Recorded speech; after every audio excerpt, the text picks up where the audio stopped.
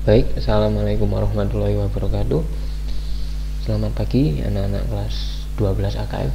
Oke, ini pelajaran praktikum akuntansi instansi lembaga pemerintahan. Kita lanjutkan akuntansi desa, tapi sebelumnya saya flashback lagi, saya kembalikan lagi ke rencana-rencana. Karena kok saya merasa kalian masih kurang paham sepertinya. Jadi saya ulang lagi dari rencana. Di desa, tentunya kalau kalian sudah mengetahui struktur organisasi di desa, berikutnya kalian harus menyusun namanya rencana-rencana. Ada dua rencana besar yang harus disusun oleh desa. Yang pertama adalah RPJM atau Rencana Pembangunan Jangka Menengah, dan RKP Desa. RKP itu adalah Rencana Kerja Pemerintah Desa. Oke, kita langsung saja ke materinya ya. Perencanaan pembangunan desa sendiri adalah proses tahapan kegiatan yang diselenggarakan oleh pemerintah desa dengan melibatkan badan permusyawaratan desa dan unsur masyarakat secara partisipatif guna pemanfaatan dan pengalokasian sumber daya desa dalam rangka mencapai tujuan pembangunan desa. Itu ya. Silakan bisa dicatat dengan judul perencanaan desa untuk bab 2-nya ini. Berikutnya, jenis perencanaan pembangunan desa. Perencanaan pembangunan desa disusun secara berjangka dan ditetapkan dengan peraturan desa, yaitu meliputi rencana pembangunan jangka menengah desa untuk jangka waktu 6 tahun dan rencana pembangunan tahunan desa atau yang disebut rencana kerja pemerintah desa atau RKP desa, merupakan penjabaran dari RPJM desa untuk jangka waktu 1 tahun itu ya. Jadi kalau yang RPJM des itu untuk satu periode kepala desa ya 6 tahun, sedangkan untuk yang RKP itu buatnya setiap tahun karena jangkanya hanya 1 tahun. Perencanaan pembangunan desa baik RPJM desa maupun RKP desa disusun berdasarkan hasil kesepakatan dalam musyawarah desa yang pelaksanaannya paling lambat pada bulan Juni tahun anggaran berjalan. Misalkan tahun anggarannya tahun 2020, jadi mulai bulan Januari itu harus sudah mulai menyusun RPJM des dan RKP desa sampai paling lambat bulan Juni pada tahun 2020 ini. Oke. Kita langsung ke yang pertama adalah RPJM desa. RPJM desa ini memuat visi dan misi kepala desa, arah kebijakan pembangunan desa, serta rencana kegiatan yang meliputi bidang penyelenggaraan pemerintah desa, pelaksanaan pembangunan desa, pembinaan kemasyarakatan desa, dan pemberdayaan masyarakat desa. RPJM desa ditetapkan dalam jangka waktu paling lama 3 bulan terhitung sejak pelantikan kepala desa. Jadi kepala desa baru, nah tentunya dia harus langsung membuat RPJM desa paling lama 3 bulan setelah dilantik. Contohnya di Pujon Lor tentunya sudah pemilihan kemarin, berarti sekarang adalah RPJM desa programnya kepala desa yang baru ini gitu. Tahapannya di sini ada pertama membentuk tim penyusunnya, kedua ada penyelarasan arah kebijakan pembangunan kabupaten atau kota, ketiga ada pengkajian keadaan desa, terus yang keempat penyusunan rencana pembangunan desa melalui musi desa, ini maksudnya musyawarah desa, yang kelima penyusunan rancangan RPJM desa, yang keenam ada penyusunan rencana pembangunan desa melalui musyawarah perencanaan pembangunan desa, dan yang terakhir menetapkan atau penetapan RPJM desa. Oke. Tapi yang pertama pembentukan tim penyusun. Kepala desa membentuk tim penyusun RPJM des. Jadi yang membentuk adalah kepala desa. Tim penyusunnya itu terdiri dari kepala desa selaku jadi pembinanya, sekretaris desa sebagai ketuanya, terus ketua lembaga pemberdayaan masyarakat selaku sekretarisnya, dan anggota yang berasal dari perangkat desa seperti keuangan, kasih, dan kasun misalkan. Lembaga pemberdayaan masyarakat, ini yang lembaga swadaya masyarakat, LSM seperti itu. Ada kader pemberdayaan masyarakat desa, kepala daerah ini, kasun, dan unsur masyarakat lainnya. Masyarakat juga terlibat, mungkin masyarakat yang punya nama di perangkat desa.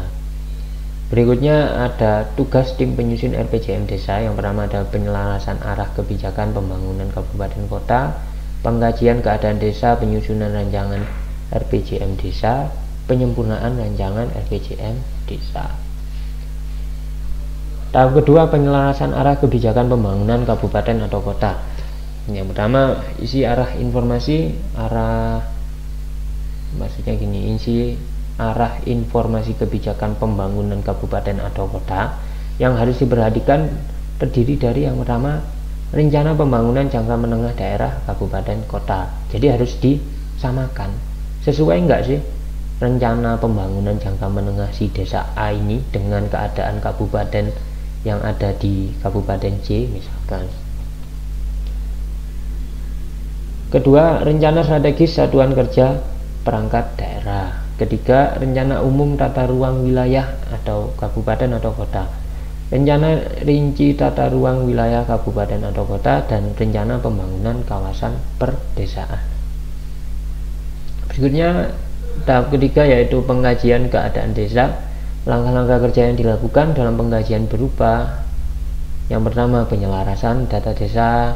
Data-datanya di desa itu dikumpulkan lagi, diselaraskan atau disamakan dengan yang tahun-tahun sebelumnya. Terus berikutnya ada penggalian gagasan masyarakat dan penyusunan laporan hasil pengkajian keadaan desa.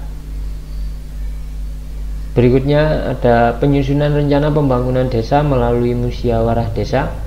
Jadi hal yang dibahas dan disepakati dalam musyawarah desa yaitu laporan hasil pengkajian keadaan desa. Setelah dikaji keadaannya itu dilaporkan, lalu rumusan arah kebijakan pembangunan desa yang dijabarkan dari visi dan misi kepala desa. Jadi menyusun kebijakan pembangunannya dari awal visi dan misi kepala desanya. Terus berikutnya rencana prioritas kegiatan penyelenggaraan pemerintah desa, pembangunan desa, pembinaan kemasyarakatan dan desa, dan pemberdayaan masyarakat desa. Ini untuk kegiatan-kegiatan selama 6 tahun. Berikutnya ada penyusunan rancangan RPJM desa. Langkah-langkah setelah dilakukan musyawarah desa adalah menindaklanjuti hasil kesepakatan, yaitu tim penyusun RPJM desa menyusun rancangan RPJM desa berdasarkan berita acara hasil kesepakatan desa dan dituangkan dalam format rancangan RPJM desa dan dilampiri dokumen rancangan RPJM desa. Kedua, berita acara disampaikan oleh tim penyusun RPJM desa kepada kepala desa. Jadi tim-timnya itu melaporkan kepada pembinanya atau kepada kepala desa. Kepala desa yang ketiga, kepala desa memeriksa dokumen rancangan RPJM desa yang telah disusun oleh tim penyusun RPJM desa. Jika ada perbaikan rancangan RPJM desa, dikembalikan kepada tim penyusun RPJM desa jika ada yang perlu dibenarkan. Dalam hal rancangan RPJM desa telah disetujui oleh kepala desa, dilaksanakan musyawarah perencanaan pembangunan desa. Nah, ini langkah berikutnya, penyusunan rencana pembangunan desa melalui musyawarah perencanaan pembangunan desa. Jadi kepala desa menyelenggarakan musyawarah perencanaan pembangunan desa yang diadakan untuk membahas dan menyepakati rancangan RPJM desa.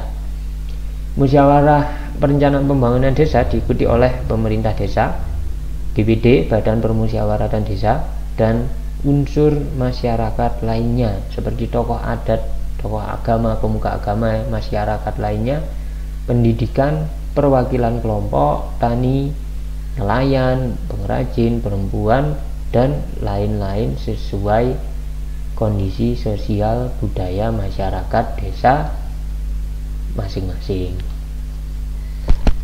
Yang berikutnya ada penetapan RPJM desa. Jadi setelah sudah musyawarah ya perencanaan pembangunan desa menyepakati rancangan RPJM desa, tahapannya yang pertama, kepala desa mengarahkan tim penyusun RPJM desa melakukan perbaikan dokumen.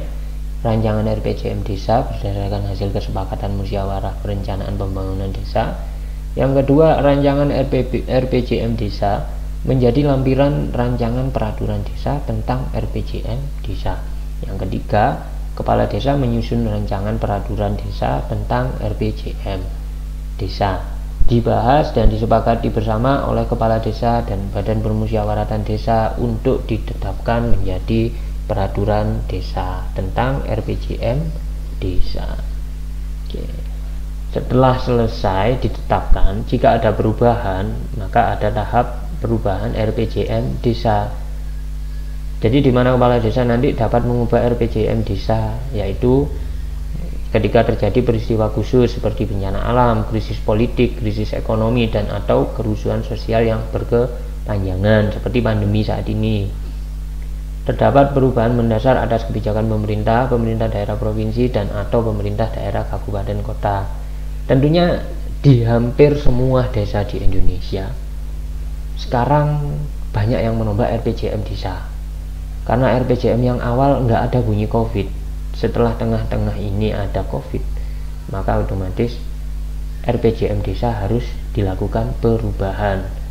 Pertama, untuk perubahan alokasi anggaran dananya, terus program-program yang harus dibangun, kan sekarang sudah mulai banyak pembangunan wastafel dan pembangunan bilik semprot disinfektan dan pembangunan portal-portal di gang-gang desa. Jadi otomatis perubahan RPJM desa akan terjadi.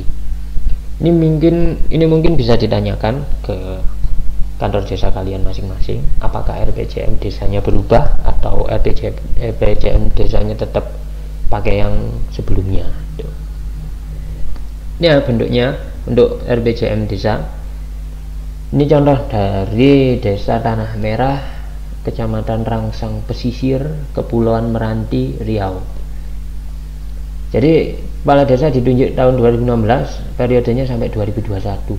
Nah, ini rencananya kepala desa, RPJM-nya kepala desa yang tahun 2016. Ini diuraikan seperti ini nanti. Dalam tabelnya ada nomor, terus ada bidang, ada jenis kegiatannya, bidangnya apa, sub bidangnya apa. Misalkan di sini penghasilan tetap dan tunjangan, terus yang digaji siapa, sub bidangnya ini, jenis kegiatannya itu gajinya apa saja, penghasilan tetap, terus tunjangan atau apa lainnya. Lokasinya itu tempatnya di mana, di desa mana, di RT mana, RW mana, dusun mana. Perkiraan volume itu diperkirakan untuk berapa bulan, untuk berapa hari. Kalau gaji biasanya bulan, berarti untuk berapa bulan. Berikutnya sasaran atau manfaat. Nah, sasarannya ini ditujukan untuk apa? Untuk peningkatan kinerja, misalkan gaji itu. Waktu pelaksanaan 2016, 17, 18, 19, 20, 21. Jadi dicentang semua karena dilaksanakan setiap tahun. Perakiraan biaya dan sumber pembiayaan. Jadi perkiraannya biayanya berapa total selama 72 bulan itu. Dan sumbernya itu dananya dari mana? Bisa dari APBDes.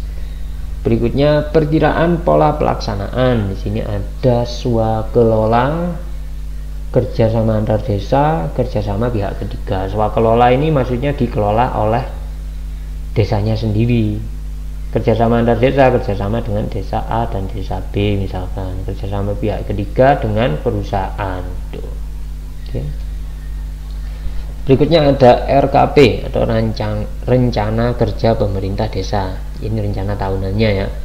Alur pelaksanaan RKP desa itu diawali dari sini ya, pembentukan tim dulu ya. Setelah pembentukan tim, ada pencermatan pagu indikatif desa dan penyelarasan program masuk desa. Sama kayak yang tadi awal-awal, ini dilakukan paling lambat bulan Juli. Kan tadi bulan Juni, bulan Juli sudah mulai menyusun RKP. Nah, setelah itu bulan Juli timnya ini melakukan penyusunan rancangan RKP desa bulan Juli ya. Lalu bulan Juli sampai Agustus melakukan musrenbang pembahasan rancangan RKP desa, musyawarah rencana pembangunan desa, maksudnya musrenbang ini dipimpin oleh kepala desa dan tim-tim penyusun lainnya. Oke, Juli sampai Agustus dilakukannya, kisarannya maksudnya. Setelah itu, setelah dilakukan musrenbang, barulah Kades melakukan penetapan RKP desa di bulan September. Selain itu, di akhir tahun di bulan Desember, kepala desa akan melakukan pengajuan daftar usulan RKP desa ke kabupaten. Tuh. Agar nanti dananya, anggarannya bisa cair ke desa. Tuh. Oke. Ini bentuk RKP hampir sama kayak di RPJM Des, persis ya. Ini sayangnya agak blur. Oke, tuh. Jadi itu dua rencana yang ada di desa. Silakan, mungkin kalau misalkan ada yang kurang jelas silakan ditanyakan. Dan kalau ingin tahu seperti apa sih bentuknya sebenarnya, silakan datang ke desa. Ya, tanyakan aja RPJM desa itu seperti apa, RKP desa itu seperti apa. Namun datang ke desa nggak boleh geruduk-geruduk, tetap menjaga protokol kesehatan, mungkin dua anak gitu. Dan nanti ke desanya kita akan terus menerus ya, karena kita butuh channel. Kenapa kok saya menyuruh ke desa? Siapa tahu nanti lulus salah satu dari kalian atau beberapa, mungkin 5 anak dari kalian bisa bekerja di desa kalian masing-masing. Lumayan, kalian kerja di desa situ jadi kaur keuangan, sudah punya jabatan di situ nanti. Itu ya. Berikutnya kita lanjutkan aja ke bab 3. Bab 3 di sini menjelaskan pengelolaan keuangan desa. Oke, di sini setelah kita tadi menyusun RPJM dan RKP desa, pertama akan menyusun namanya APB desa. APB desa ini pendapatannya itu terdiri dari beberapa. Yang pertama ada ADD. ADD ini maksudnya alokasi dana desa. Ya, di sini jumlah alokasi dana desanya. Perhitungan untuk penghasilan tetap kepala desa dan perangkat desa. Terus di sini ada besaran penghasilan tetap. Nah, ini kepala desa dan sekdesnya ini 70% sampai 80%, perangkat desanya 50% sampai 60%. Yang dinaungi oleh Perbub atau peraturan Bupati. Nah, ADD yang diterima itu kurang lebih 500 juta maksimal 60%. ADD-nya yang kedua lebih dari 500 sampai 700 juta, minimal 300 sampai 350 juta maksimal 50%. Ini yang dianggarkan untuk penghasilan kepala desa dan perangkatnya. Jadi dari ADD 500, 60% untuk gaji perangkat desa. Yang mendapatkan ADD 500 sampai 700, 50% untuk gaji perangkat desa 300 sampai 350. Namun ini untuk satu RPJM desa, jadi untuk satu periode. Nah, berikutnya ini yang 700 sampai 900 maksimal 40%, yang 900 maksimal 30%, gitu ya. Pendapatan lainnya di sini ada pendapatan asli desa. Ini kemarin sudah dibahas, dan kemarin yang tugas review itu juga ada. Pendapatan asli desanya di sini terdiri dari hasil usaha, swadaya, partisipasi, dan gotong royong. Lain-lain pendapatan asli desa yang sah. Ada pendapatan transfer dana desa, itu ADD ini namanya pendapatan transfer, bagian dari hasil pajak atau dan retribusi daerah maksudnya. Berikutnya ada bantuan keuangan, bantuan dari provinsi maupun bantuan dari kabupaten atau kota. Pendapatan lain-lain misalkan hibah atau sumbangan dari pihak ketiga yang tidak mengikat. Misalkan di Ngantang itu ada PD Sampurna kasih dana ke desa di sekitar sana tapi tidak mengikat, namanya hibah dari pihak ketiga. Dan lain-lain pendapatan desa yang sah.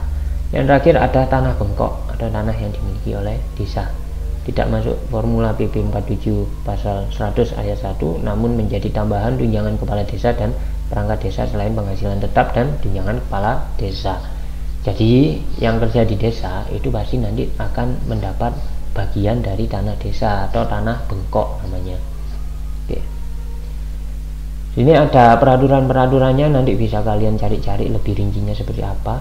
Di sini paling sedikit 70% menurut PP 47 pasal 100 ayat 1 dari jumlah anggaran belanja desa digunakan untuk mendanai penyelenggaraan pemerintah desa, pelaksanaan pembangunan, pembinaan kemasyarakatan, pemberdayaan desa.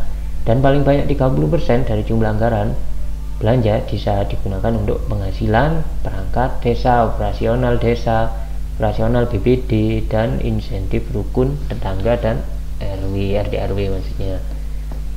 Dan di sini ada pasal 10 ayat 3 Permendagri 113 tahun 2014, bantuan keuangan bersifat khusus dikelola dalam APBDes tetapi tidak diterapkan dalam ketentuan penggunaan paling sedikit 70% dan paling banyak 30%. Jadi peraturan ini sama ya, pasal ini sama ini.